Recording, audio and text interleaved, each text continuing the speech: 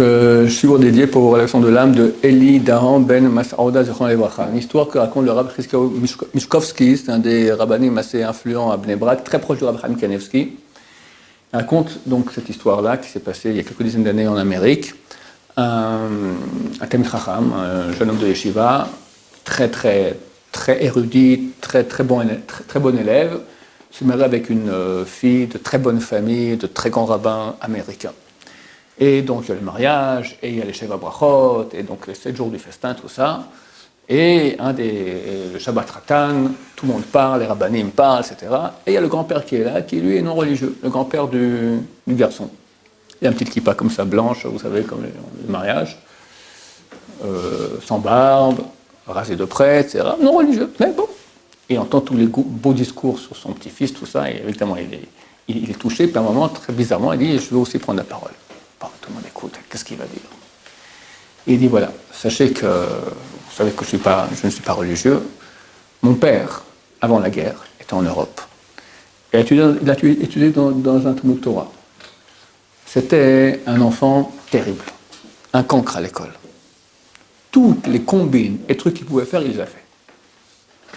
Et il s'est fait mettre dehors du cheder peut-être 10 fois. Et chaque fois, il demandait pitié, c'est terminé. Et les rabbins, les responsables du Cheder ont pitié de lui et l'ont de nouveau reçu au Cheder.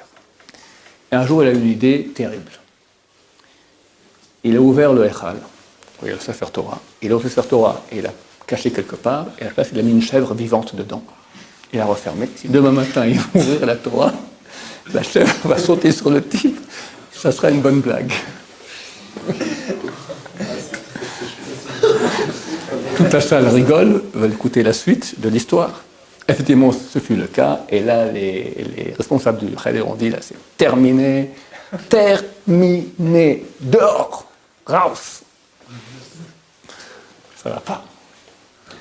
Et le gosse qui supplie le directeur de l'Eurobond, laissez-moi une dernière chance, je ne ferai plus jamais ça, c'est terminé. Terminé, lui, entendu, terminé.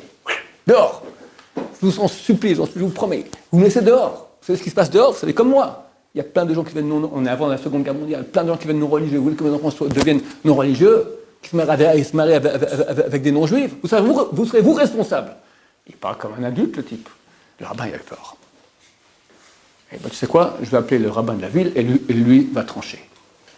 Le rabbin de la ville, on lui raconte l'histoire, le rabbin est complètement sidéré, il le regarde comme ça. Une chose pareille, c'est faire Torah, hein. Une chèvre vivante. Je lui demande de ne pas faire la même chose à la yeshiva, d'accord? Je vous mettrai vraiment dehors, celui qui fera cela. Purim, l'année passée, ils ont une chèvre vivante. On a fait une soirée de Purim extraordinaire et un des garçons ils m'ont dit c'est à moi tasse de vous amener une chèvre de chez eux. C'était très sympathique. Mais pas dans le Echad du Sefer Torah. Et il dit, ouais, mon cher ami, je peux rien faire pour toi, ce que tu as fait, c'est terrible, on ne peut pas le garder ici. Mais vous prenez la responsabilité que mes enfants seront non religieux, peut-être se marier avec des non-juifs, avec l'assimilation qu'il y a dehors. Le rabbin de la ville a eu, qu'est-ce qu'on fait?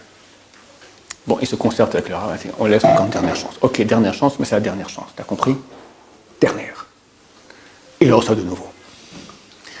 Un temps dans la Seconde Guerre mondiale a éclaté, chacun est parti de tous les côtés, et mon père est devenu complètement non religieux.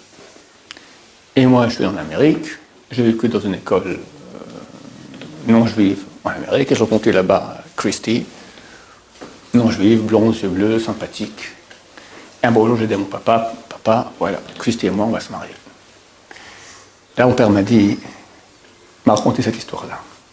Il dit, j'ai promis au rav de la ville que mes enfants resteraient juifs.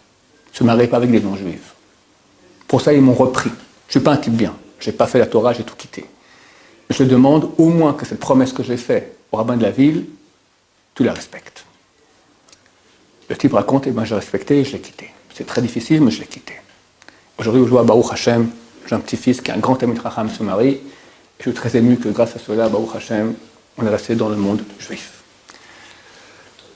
Des fois, une petite décision qu'on prend dans la vie peut sauver combien de petits-enfants? La moyenne de natalité orthodoxe en Israël, c'est 7,2 enfants. En 20 ans, on a en moyenne 7 enfants, 7,2. En 40 ans, donc 20 ans plus tard, chacun de nos enfants fera aussi 7 enfants, 0,2 en moyenne. Ça fait, on arrondit à 50. Ça fait donc 7 fois 7, on arrondit avec le 0,2, 50. Après 60 ans, ça fait 350. Après 80 ans, ça fait 7 fois 350, 2450, on arrondit 2500. Après un siècle, ça nous fait 2500 fois 7, 17 500, ça fait environ 18 000 avec le 0,2, 18 000. Après 120 ans, environ 110 000. Après 140 ans, environ 800 000. Ça, on peut encore continuer. Un couple, sur 140 ans, va faire 800 000 enfants. Qui seront-ils? Des Christians de la Croix? Des Youssouf? Des Moshe? Des Stéphane? Des quoi? Tout dépend des actions que tu fais aujourd'hui. Une petite action, elle peut avoir un impact, elle a un impact absolument colossal. Alors que chacun de nous prenne ses responsabilités pour faire les bonnes actions qui auront un impact colossal dans le bien. Amen. Amen.